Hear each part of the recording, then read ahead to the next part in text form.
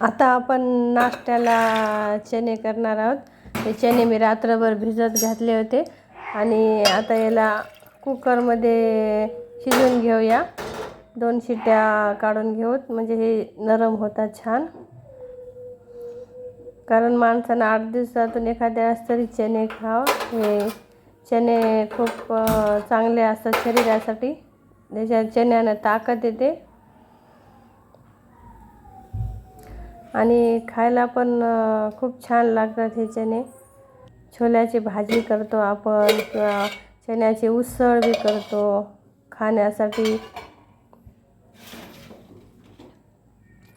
आता हे चणे फोडणी देऊन झाले बघा। ह्याच्यामध्ये तिखट मीठ मसाला सगळं टाकलं आणि आता हे कोथिंबीर टाकायला वरून।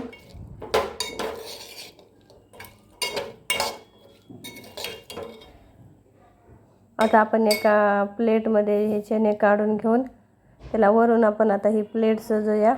कांदा टाकूया याच्यावर।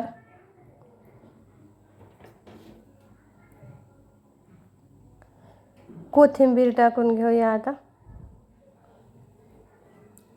कारण चण्यावर कच्चा कांदा कोथिंबीर लिंबू हे सगळं टाकलं की चण्याची टेस्ट आणखीन वाढते। हे खूप छान लागतात।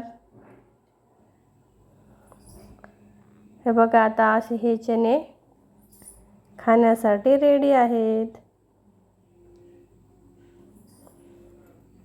धन्यवाद।